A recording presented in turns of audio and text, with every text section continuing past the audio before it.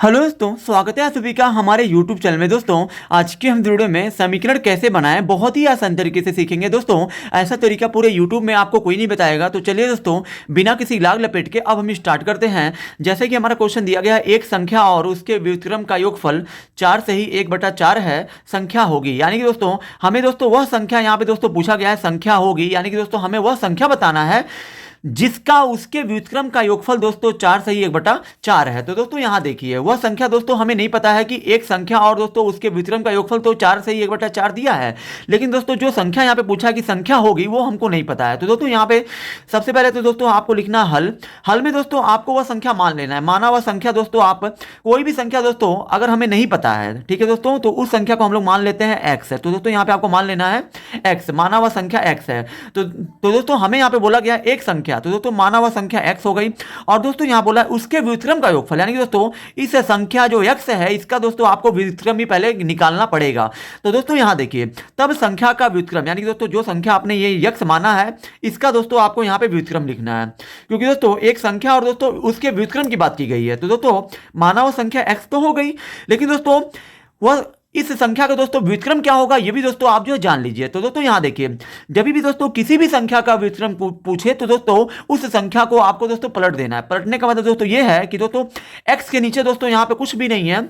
अगर दोस्तों मान लीजिए ये आपका x है, x के नीचे दोस्तों बटे में कुछ नहीं है, तो यहां पे दोस्तों 1 है, क्योंकि दोस्तों किसी भी दोस्तों पद के, किसी भी दोस्तों संख्या के नीचे अगर दोस्तों कुछ नहीं होता है तो दोस्तों उसका एक हर बटे में छिपा होता है। तो दोस्तों यहां देखिए, तो दोस्तों यहां पे होगा ये, अगर दोस्तों यहाँ पे 1 है तो 1 चला जाएगा ऊपर, और दोस्तों ये आपका x आ जाएगा नीचे, और दोस्तों यही जो है x का व्युत्क्रम आपका 1/x हो जाएगा। अब दोस्तों यहाँ पे आपको लिखना है प्रश्नानुसार। प्रश्नानुसार बोला है दोस्तों एक संख्या, यानी दोस्तों वह संख्या आपने मान लिया है x, और उसके व्युत्क्रम का योगफल, यानी कि दोस्तों x, और दोस्तों ये x 1/x जो है, यानी दोस्तों ये x का व्युत्क्रम 1/x है। अब दोस्तों इन दोनों का दोस्तों जो योगफल है, यानी दोस्तों जोड़ है इन दोनों का जो योगफल है वो दोस्तों बराबर है किसके, 4 से ही 1/4 के। तो दोस्तों यहाँ पे आपको लिख देना 4 से ही 1/4। अब दोस्तों यहाँ से ये आपका दोस्तों समीकरण बन गया। अब दोस्तों ये ऐसे ही दोस्तों हम लोग जो है समीकरण को बनाते हैं। अब दोस्तों समीकरण को हल कैसे करते हैं ये भी आप जान लीजिए। अब दोस्तों यहाँ देखिए, x के नीचे यहाँ पे कुछ नहीं है तो 1 कर लीजिए। अब दोस्तों आप 1 और x का लसा ले लीजिए, क्योंकि दोस्तों ये भी आपका दोस्तों x प्लस 1/x को, इन दोनों को अगर हमें जोड़ना है तो दोस्तों ये वाला आपका भिन्न के रूप में है 1/x, ये आपका भिन्न के रूप में नहीं है, तो आपको इसके बटे में 1 ले लेना है। और दोस्तों यहाँ पे आपको 1 और x का लसा लेंगे तो x होगा।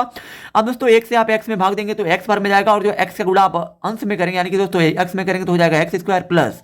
अब दोस्तों इस दूसरे भिन्न के हर, यानी कि दोस्तों x से आपको x में भाग देना है, एक बार में जाएगा, और दोस्तों जो आता है उसका गुणा हम लोग ऊपर करते हैं। तो x से x में एक बार में गया, 1 का गुणा 1 में करेंगे तो 1 होगा, बराबर में दोस्तों ये 4 से 1/4 है, ये मिश्र भिन्न में है, इसको आप साधारण भिन्न में बदल लीजिए। वो दोस्तों आप कैसे करेंगे, 4 का गुणा इस 4 में करिए, 4 चौके 16 हो गया, और दोस्तों 1 को आप जोड़ लीजिए तो 16 और 1 हो जाएगा 17, और बटे में 4 है तो 4।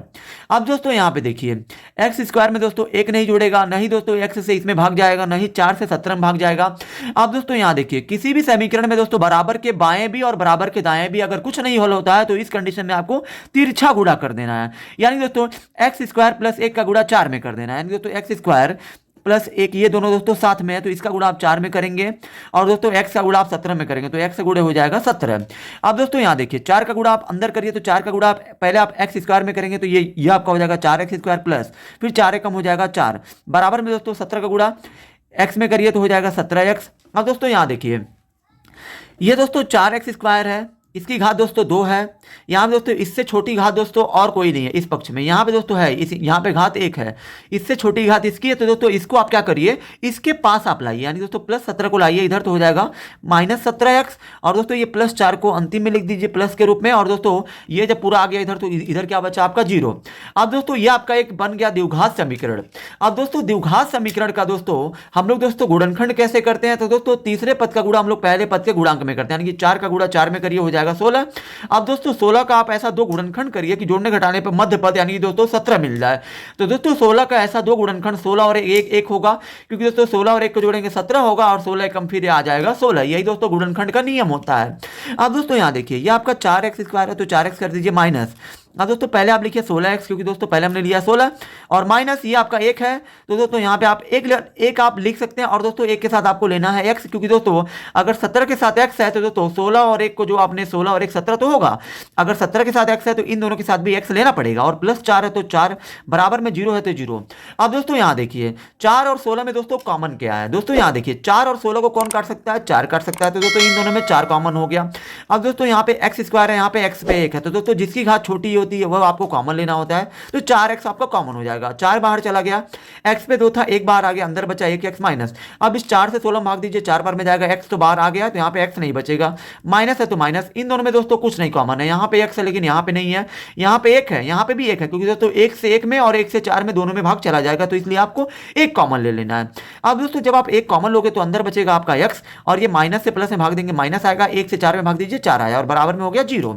अब दोस्तों गुणनखंड का नियम दोस्तों ये होता है कि दोनों कोष्टक में दोस्तों समान पद समान चिन्ह आना चाहिए, तो दोस्तों x माइनस 4 ये भी है, x माइनस 4 ये भी है। अब दोस्तों इन दोनों में से आपको एक को लिख लेना है, और दोस्तों दूसरे कोष्टक में आपको इसको 4x को और माइनस 1 को लिख लेना है, और बराबर में 0 है तो 0। अब दोस्तों यहाँ देखिए एक बार आपको इसका तुलना 0 से करना है, तो दोस्तों यहाँ पे आपको लिखना है यहाँ x माइनस 4 बराबर 0, तो दोस्तों x बराबर माइनस 4 जाएगा 0 के पास, तो ये 0 प्लस 4 हो जाएगा, और दोस्तों x बराबर आपको मिल जाएगा 4। और दोस्तों एक आप 4x माइनस 1 बराबर 0 का तुलना 4x माइनस 1 का तुलना आप 0 से आपको करना पड़ेगा, तो 4x बराबर माइनस 1 जाएगा 0 के पास, तो हो जाएगा प्लस 1, और दोस्तों हमें चाहिए x का मान, तो x बराबर 1/4। अब दोस्तों हमें पूछा गया है वह संख्या होगी, तो दोस्तों यहाँ पे आपको लिख देना अतः वह संख्या बराबर, वह संख्या दोस्तों आपने माना क्या था, तो दोस्तों यहाँ देखिए माना हुआ संख्या x है, तो दोस्तों यहाँ पे आपको लिख देना है x, और दोस्तों x का देखिए दोस्तों x का यहाँ पे दोस्तों आपको 2 मान प्राप्त होगा, तो x का दोस्तों आपको 2 मान यहाँ पे प्राप्त हो रहा है, एक दोस्तों आपको x बराबर 4 मिल रहा है, एक दोस्तों x बराबर 1/4 मिल रहा है, तो दोस्तों ये दोनों ही मान आपके x के हो सकते हैं, जो दोस्तों प्रश्न में पूछा गया कि संख्या होगी, तो दोस्तों वह संख्या 4 भी हो सकती है, और कामा वह संख्या 1/4 भी हो सकती है, क्योंकि दोस्तों x का 2 मान है 4, 1/4, क्योंकि दोस्तों दोनों प्लस में है, इसलिए दोस्तों दोनों को आपको यहाँ पे लेना पड़ेगा। अगर दोस्तों ये माइनस होता ये प्लस होता तो खाली आपको ये लेते, हम लोग दोस्तों माइनस वाला नंबर नहीं लेते हैं, तो दोस्तों यही आपका प्रश्न का उत्तर हो गया। आई होप कि दोस्तों आप सभी को ये वीडियो बहुत ही ज्यादा पसंद आई होगी। अगर आप हमारे चैनल पर नए हैं तो हमारे चैनल को सब्सक्राइब जरूर करें।